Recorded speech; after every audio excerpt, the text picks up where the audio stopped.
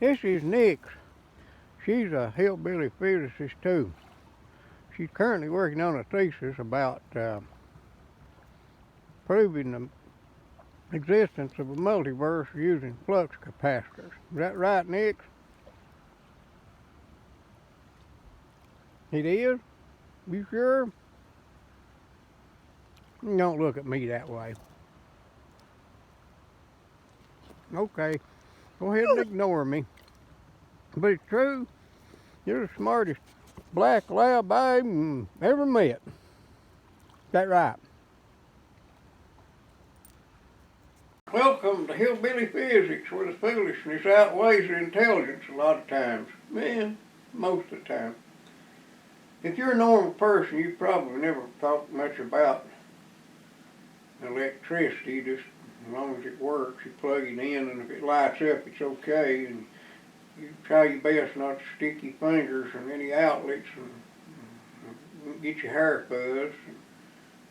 And you stay away from electric fences.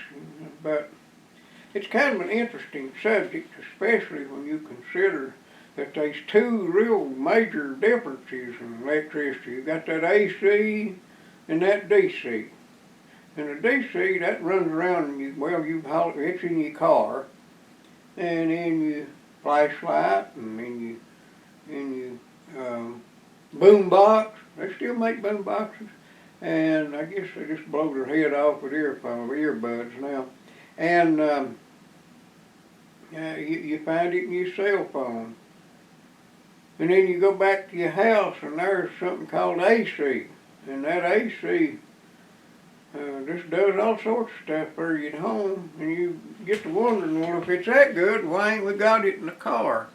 But there's really a pretty good reason. And why you use DC some places and AC to others.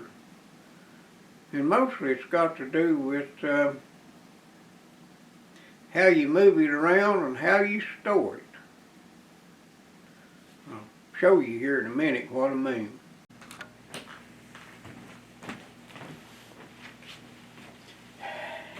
Well, I really got serious when Thomas Edison perfected the light bulb. Everybody wanted some lights in their house, so that was just a big thing. Everybody wanted lights. They didn't know anything about it. I mean, they didn't even think about what we use electricity for now. They was mostly just wanting to be able to see of a night. They didn't have any imagination. There'd be televisions and air conditioners and everything else. They just wanted to be able to see and read and, socialize without throwing another log on the fire and blowing it up, get it to light up a little. And them old kerosene, coal oil lamps, they kind of stunk up the place. But that was the main reason this AC got started good. But that had to do with Edison. He was a DC feller. I'm going to tell you about AC and DC in a minute, but Edison was a DC guy. He wanted everything run off of DC, and a feller named Westinghouse, George, I think, Westinghouse, he was kind of pushing AC. AC is really easier to generate because you don't have, you can make it without as much friction caused deterioration of your generator. So we had that little conflict going on there, and it led to some real, not even pleasant rivalry. But AC finally won out for sending it around the houses, and I'll tell you about that in a minute. But first off, the main difference in AC and DC is that DC, when you got electricity flowing, you got a wire, and then you got them electrons going over through yonder, and when they go around through there, they can create all sorts of stuff and make lights burn and everything. So you got that DC, and it goes that way. But AC, it don't do that. It kind of wiggles the electrons in the wire. And just wiggling backwards and forwards will give it, you can use that too. So Edison, he thought he'd have, every town would have their own generator running off of diesel or whatever they wanted to use. And Westinghouse, he wanted to have one big old generator making the juice, and he'd go well yonder. And of course, Westinghouse idea was more practical, but Edison's pretty stubborn, so he didn't go along with it too good. And I guess the difference in AC and DC is DC goes that way and back, and AC just wiggles.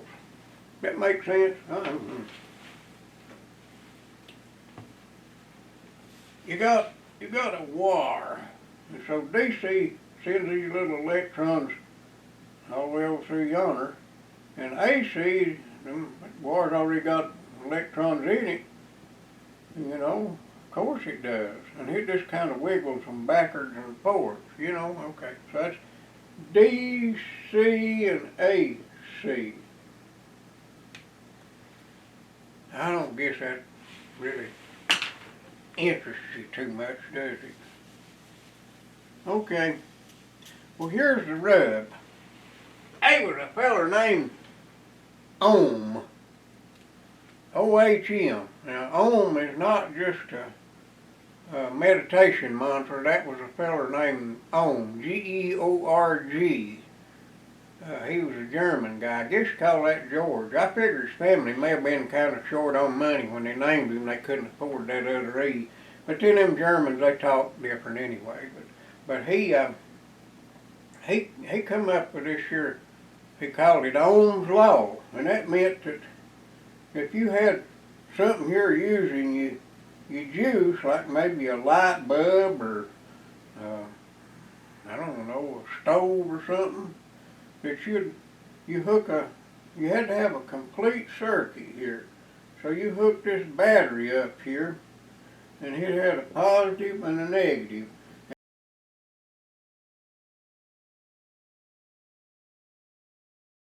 And these here electrons would flow around through here and back.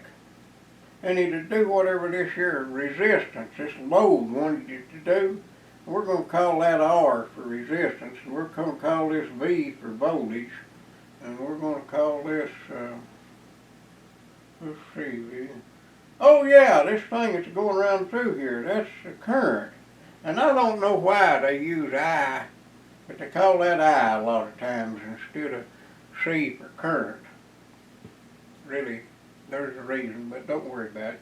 So he come up with this here idea that voltage, that's this voltage right here, equals the resistance times the current. Okay? Now remember that. The bigger this current is right here, the more of this I, well, oh, never mind that. Don't worry about it. I'll show you about that in a minute. Now we've got that there Ohm's Law going there. And the problem with what Edison would do, he was going to put a generator here and hook it up over here to 2 or 3 houses. Well, a city, but every time he hooked one of them up, he lost some juice. Every load took a little bit of his juice. And by the time he got back here, it's plumb gone, of course. But he couldn't send it too far because he starts off here with, say, 100 volts, and then he loses 2 or 3 here, and 5 or 6 here, and 12 here, and pretty soon this guy down here on the end, he ain't got nothing. That ain't no good. And where he was losing most of his juice was in these wires between the houses. I know these loads use stuff, but they're just wasting a lot of stuff, and them wires are getting it there, you see. And remember, since the higher the voltage, the less less you have to worry about this resistance along here. Okay? Does that make sense? Because if you raise your voltage up, this resistance is a smaller factor, and this V equals R. Well, this works better if you've got a higher voltage. But he couldn't just run 10,000 volts over here. Well, it'd just be jumping all over the place before it ever got there. And you plug something in, and it'd just zap the whole house. You got it? So that ain't gonna work too good. But then we got a fella named that Ohm guy. I told you he was a German physicist. Well, there's another fella named Lenz, Lenz. Emil, E-M-I-L, Lenz. He was another one of them German physicists. There ain't a whole lot of hillbilly physicists around. But that other German physicist, old Lenz,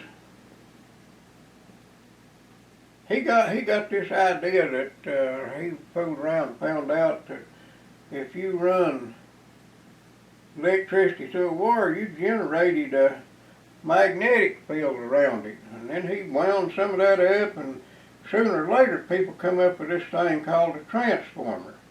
And that used this your magnetic flux or magnetic field, kind of say, wiggling around here, and them you could put say 100 volts in here and get, if you wound it, you know, it was proportional. If you had one winding, or 10 windings here and 100 out here, you'd have 10 times, you know, 10 tens is 100, you'd have 10 times as much voltage out here. You got that? So he found out you could do that. Well, him and some more fellas figured that out. Now that gave them the advantage, see, that they could run their juice in here. They got a generator here or something making the juice, and they don't want to run 1,000,000 volts here or even 10,000, because it'd be jumping around the shop and hurting people. So they can generate this at say let's just say 200 volts, okay? And they run it through a transformer with a whole lot more windings over here, and they get say 20,000 over here, 20,000 volts. Well, that means that it can shoot around them there circuits, and because the voltage is higher, the heat loss, the resistance, the wasted juice is a whole lot less. And then when they come to a house here, say there's a house here, another house over here, and they've got 20,000 volts going around through here. Well, you don't want that in your house, because that'll jump out of your refrigerator and eat a young'un or something. So they put another transformer here, and they dropped it down to 220, say, or 110. We won't even get into that. So you could manage this and run your refrigerator and your television and everything off of it. And you could put it to the house without as much loss, and then you could transform it back down where you could manage it. Now that's why AC took off. Well, why don't you use that in you? Well, another thing, by the way, one reason that there AC was important, if you take a transformer and hook DC to it, and just leave it hooked up, well, the only time you get any magnetic change in voltage, and therefore induce magnetism, and therefore energy dissipation, that means you use it up, some side of smoke. As soon as you hook it up, it does that once, and leave it hooked up, and pretty soon it just starts smoking and burns up, because all it is just, it becomes a stove or a heater instead of a transformer. But when you do that with AC, it don't do that, because instead of it just that juice running around through there like that, it's a wiggling, see? And that means it wiggles around here, and every time it wiggles, it does, you get the point? So AC is a lot better for that, a whole lot better for sending it around. Now then, what do we get into after that? We decide that AC is much better to send it around over the country and fill in all them houses and give everybody some. But the problem with AC is you ain't got no way to store it. You can run a whole lot of things with it, but there ain't no way to, put it in a jug and hang on to it. So that ain't good. But DC, you can do that. They got these batteries. That's where I'm not going to get into battery construction, but with a battery, like you got in your car, you can store electricity. You can store it in capacitors and batteries, but you got that battery. That means that you can actually save it for later. And that's why we use this in cars, because we put that DC in our car and it just stays there and waits on us to use it. And we put it in our cell phones and our hearing aids. I need one of them. And, well anyway, that's the reason we use DC and AC.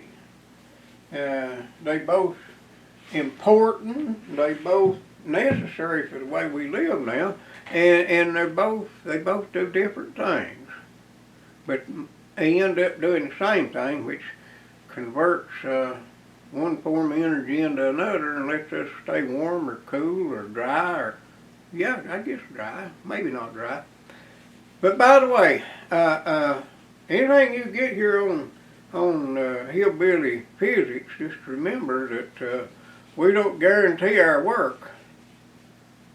But evidently we've stirred up some trouble. The Chinese just recently sent a spy balloon across here, right across our neighborhood, mind you. We heard it was a-coming.